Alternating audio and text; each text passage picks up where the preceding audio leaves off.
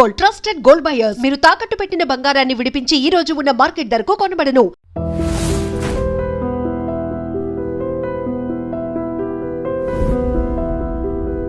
ఇక్కడ పూలకుంట మండలంలో సొంతంగా భూమి వ్యవసాయం చేసుకోకుండా, వ్యవసాయం లేకపోయినా ఇక్కడే ఉండకుండా భర్తతో కాపురం చేసుకొని హ్యాపీగా ఉండకుండా అంత దూరం ఎందుకు వెళ్ళాల్సి వచ్చింది?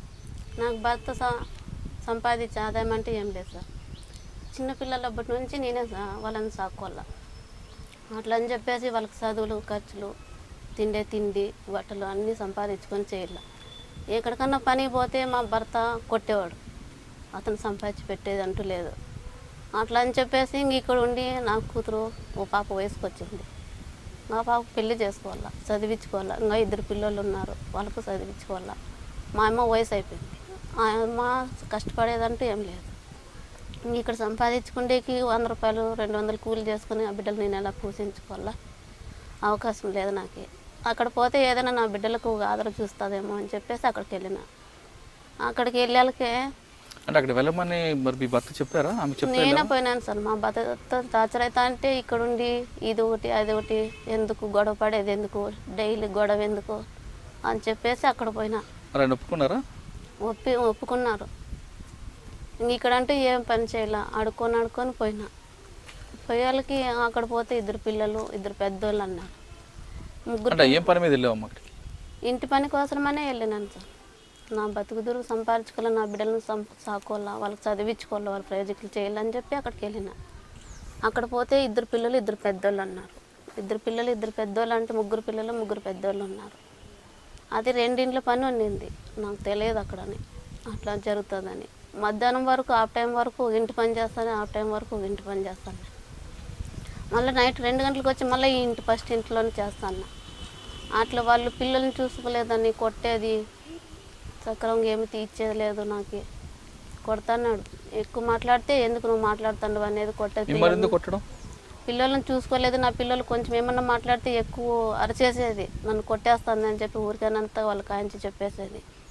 అట్లా చేస్తా అంటే ఒకరోజు వచ్చి కొట్టినాడు, కాఫీ గ్లాస్తో వేసినాడు, వచ్చి కాలర్ పట్టుకొని కొట్టినాడు. ఎవరు? అక్కడ కపిల్. మళ్ళీ నేను చెప్పినా ఇజా తీసినాము చెప్తే, మనం ఇక్కడ వచ్చేసినాము ఏం చేయలేము, ఇది మన దేశం కాదు, వాళ్ళ దేశం, వాళ్ళు ఏమన్నా అనిపించుకోవాలా, కొట్టించుకోవాలా, కొన్ని రోజులు అంటూ మన టైం వచ్చే వరకు ఓపిక పట్టుకోవాలా, వాళ్ళు ఏమన్నా అనిపించుకొని చేయాల్సిందే అని చెప్పి ఆమె నన్ను ఓదారుస్తానండి. ఓదారుస్తాంటే మనం డబ్బుల కోసమే వచ్చినాము, వాళ్ళు టార్చర్ పెట్టినా పడల్లా అని చెప్పేసి అట్లే పడుతున్నా. మళ్ళీ నాకు కొన్ని రోజుల తర్వాత 1 సంవత్సరం 1.5 సంవత్సరం అయినాక కాళ్ళు సంవత్సరం పనిచేసావు కదమ్మా, ప్రతి నెల జీతం ఇచ్చేవారా? 3 నెలలకు 4 నెలలకు అట్లా పంపిస్తున్నారు. ఏమంటే డబ్బులు రాలేదు అనుకుంటున్నారు. 4 నెలలు డబ్బులు వాళ్ళ పక్కే ఉండిపోయింది. 4 నెలలు 2 నెలలు పట్టుకుంటున్నారు, 2 నెలలు ఇస్తున్నారు. అదేం అట్లా అంటే మాకు డబ్బులు రాలేదు, డబ్బులు వచ్చింటే మేము కూడా ఇచ్చేవాళ్ళమే కదా, డబ్బులు రాని మేమేం చేస్తాము, నీ పిల్లలకి ఇది అవుతుంది లేదు, దండికి ఖర్చు అవుతుంది, అది వాళ్ళను చదువులకి ఇమ్మని చెప్పు, ఫీజు కట్టమని చెప్పు, బట్టలు కొనమను అని వాళ్ళు అక్కడే నాకు ఓదారుస్తున్నారు. భోజనం బాగా పెట్టేవారు? భోజనం 1 పూట పెడితే 1 పూట లేదు. అయినా కానీ ఇంకా భరించేది తప్పదు కదా సార్. అక్కడ పోయినాక మాకు తెలియదు, మీకు తెలుసా సార్, నువ్వు అక్కడ పోతే మా పిల్లలకి ఎంత ఖర్చు వచ్చేది, మాకు అక్కడ ఎంత తిండి పడేది, ఈ డబ్బులు మాకు చాలదంటే, మీ డబ్బులు మాకు తెలుస్తుంది, ఇది ఎత్తుకొని వాళ్ళను చదువులు ఫీజులు కట్టుకోమను, తిండి పెట్టుకోమను, హాస్పిటల్లో చూపించుకోమను అని ఆ డబ్బులతోనే సర్దుకోమని చెప్పు.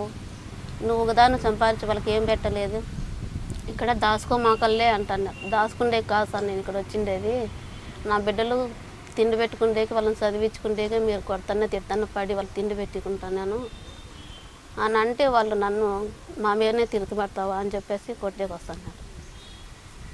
ఇక్కడ భర్త చేతిలో తనని తిన్నావు, అక్కడ వెళ్ళి ఆ చేతిలో తన తిన్నావు, బాధ అనిపించలేదు? బాధ అనిపిస్తే ఏం చేయాలి సార్, తప్పదు కదా. అట్లని పడతాన్నాం.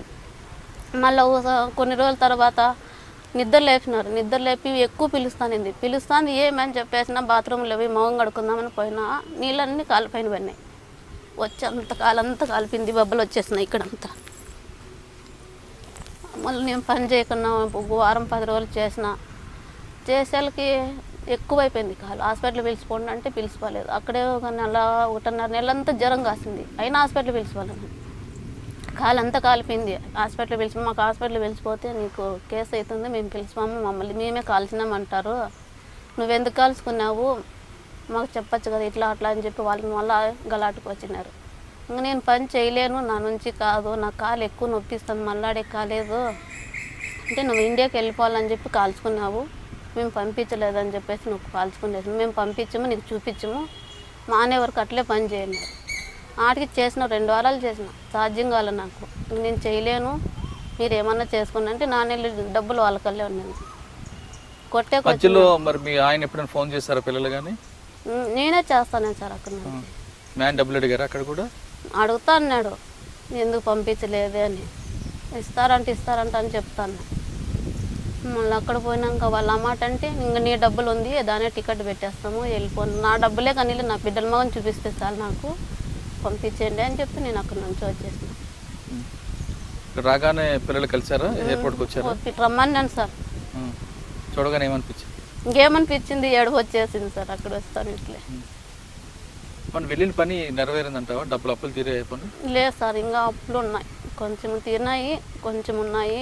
అయినా అట్లా అప్పులతోనే ఒక పాపకు పెళ్లి చేసినాను, 2 పిల్లలు చదువుతున్నారు. మీ ఊరు నుంచి ఎక్కువ మంది ఎందుకు వెళ్తున్నారమ్మా కలుపుకి? వాళ్ళందరూ బీద పరిస్థితి ఉండి వచ్చినారు సార్, అంత బీద కుటుంబాలే.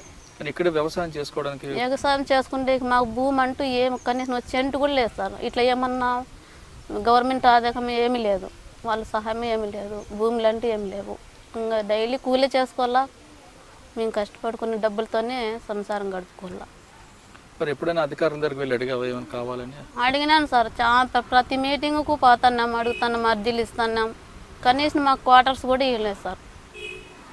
ప్రతి మీటింగ్కు పోయినాం, అర్జీలు ఇచ్చినాం, మా పరిస్థితులు ఉంది అన్నాను. సరేలమ్మా ఇస్తాము, గొర్రెలని ఇస్తాము, ఇది ఇస్తాము అది ఇస్తాము అని చెప్పి ఊరికి ఆశ పెడతాన్నారు అంతే. మాకు ఇచ్చిందంటూ ఏం లేదు, క్వార్టర్స్ కూడా ఇచ్చింది లేదు ఇంతవరకు కూడా. మా అమ్మకు చిన్న ఇల్లు ఉంటే ఆ ఇంట్లోనే ఉన్నాం. ఎలా గడుస్తుందమ్మ కుటుంబం? ఇప్పుడు కూడా నేను అక్కడ వచ్చిన ఒకటి నుంచి కాలుతో అట్లే పని చేసి కూలు పోతానే ఉన్నాను సార్. పని చేసుకురావాలో డబ్బులు తెచ్చుకోవాలి. మా ఆయన చేసిందే తీపిచ్చుకుంటాడు, తిరుగుతూ ఉంటాడు, పని చేయడు పాటతో ఏం చేయడు. మీ జిల్లా మీ ఊరు నుంచి ఇంకెవరు వెళ్ళకుండా ఉండాలంటే ఏం చేయాలి? ఏదన్నా వాళ్ళకి సహాయం చేయాలి సార్. ఇంక వెళ్ళకన్నా ఉండాలంటే వాళ్ళకి ఇక్కడ ఏదన్నా బతుకు దూరవిస్తే దాంతో అది చూసుకొని ఉండిపోతారు, కష్టపడుకుంటారు. కుటుంబ కష్టాలు తీర్చడానికి నువ్వు కలిపి వెళ్ళావమ్మా, కువైట్ వెళ్ళావు కదా. ఇంకా నీలాగా చాలామంది ఉన్నారు ఇక్కడ, వాళ్ళందరికీ అక్కడ వెళ్ళమంటావా వద్దంటావా? అది నేను చెప్పేది కాదు సార్. నేను వెళ్ళమన్నా చూడు మేము బతుకుదామంటే పోనీకి ఉన్నారని వాళ్ళ అభిప్రాయం ఉంటుంది. పోవద్దని ఆపేకి లేదు, పొమ్మని చెప్పేకి లేదు. నా బాధ గురించే చెప్పిన, అందరికీ అట్లే ఉండదు కదా అని ఆలోచించుకుంటారు. వెళ్తే సుఖపడతారా కష్టపడతారా? కష్టపడేది మాత్రం గ్యారెంటీ, కష్టపడింది మాత్రం డబ్బులు సంపాదించుకొని తిరిగి రారు. ప్రతి మనిషి అక్కడ కష్టపడాల్సింది. కొంతమంది బాగా ఇబ్బంది పెడతారనేది ఆడవాళ్ళకి అనేది వాస్తవం? అదంటూ మేము చూడలేదు సార్. మేము ఉండే తను మాత్రం అట్లంతా జరగలేదు. ఇట్లా ఇంట్లో పని గురించి మాత్రమే ఎక్కువ పిల్లోళ్ళతో, ఇంటి పని, వంట పని, పిల్లోళ్ళు మొత్తం అంతా చేపించి నైట్ 2 గంటల వరకు నిద్ర ఏం లేకుండా కష్టపెట్టినారు. పని గురించి టార్చర్ పెట్టినారు. మాకు సెపరేట్ రూమ్ ఉంటుందా లేదంటే? రూమ్ ఉన్నది, ఇచ్చినారు సార్, రూమ్ ఇచ్చినారు. బాగానే చూసుకున్నారా? అక్కడ చూసుకున్నారంటే బాగా, అంటే ఏది చూసుకోవటము, నైట్ 2 గంటల వరకు పని చేపించేది. ఇప్పుడన్నా అన్నం తింటానంటే తినే అన్నం కావాలంటే మళ్ళీ తిందులేరా అనేది, వచ్చేది ఇట్లా ఎదురు కూర్చుండేది, నీలా కూర్చుండేది. నేను అన్నం తింటాను తినేసి వస్తాను అంటే నువ్వు తినే వరకు నేను కూర్చుంటాను తిను తొందరగా అని చెప్పేది. ఒక రోజు తినే అన్నం కూడా వదిలేసి వెళ్ళిపోతాను, తట్టు కూడా ఇసిరేసేసి వెళ్ళిపోతాను, ఈ అన్నమే వద్దులే అని చెప్పేసి. అంటే అక్కడ మీలాగా ఎంతమంది ఉంటారా మాకు బాధితులు? ఉన్నారు, చాలా జనాలు ఉన్నారు. ఇంటింటికి ఓ మనిషి ఉండాల్సిందే సార్. ఎందుకు మన వాళ్ళు ఎందుకు ఉంటారు, వేరే రాష్ట్రం వాళ్ళు ఎందుకు ఉంటారు అక్కడ? అది మాకు ఎట్లా తెలుస్తుంది సార్? ఎక్కువ తెలుగు వాళ్ళు ఉంటారా మిగతా దేశాలు? మిగతా దేశాలు ఉన్నారు, ఫిలిపిన్ వాళ్ళు ఉన్నారు, బంగ్లాదేశ్ వాళ్ళు ఉన్నారు, శ్రీలంక వాళ్ళు ఉన్నారు, అక్కడ అమెరికా వాళ్ళు ఉన్నారు, చాలా దేశం వాళ్ళు ఉన్నారు. మన ఇప్పుడు అనంతపురం జిల్లా నుంచి లేదంటే పూలకుంట మండలం నుంచి ఇక ఎవరు వెళ్లకుండా ఉండాలంటే ప్రభుత్వం నుంచి ఎలాంటి సహకారం కావాలి? ఎలాంటి సహకారం కావాలంటే వాళ్ళకి ఏదైనా ఏ సహాయం చేసినా కానీ తీసుకుంటారు. అంటే లోన్లు ఇప్పించాలంటావా లేదంటే బోర్లు వేయించాలంటావా, ఏం కావాలంటావా? భూములు ఉన్న వాళ్ళకు బోర్లు వేయించుకుంటారు. దానివల్ల ఇప్పుడు వర్షాలు వచ్చి నీళ్ళు పడిందంతా పంటలు తీసేది అంటూ ఏం లేదు. ఏదన్నా జీవాలు పెట్టుకోవాలన్నా దానికి వర్షం లేదు, గడ్డి లేక నీళ్ళు లేక అది బాధపడుతున్నారు. మన ప్రభుత్వం నుంచి మీకు ఎలాంటి సహకారం కావాలి? ఇలాంటి సౌకర్యం కావాలంటే దానికి ఇంకేమన్నా అంగళ్ళు, అంగడి అట్లాంటివి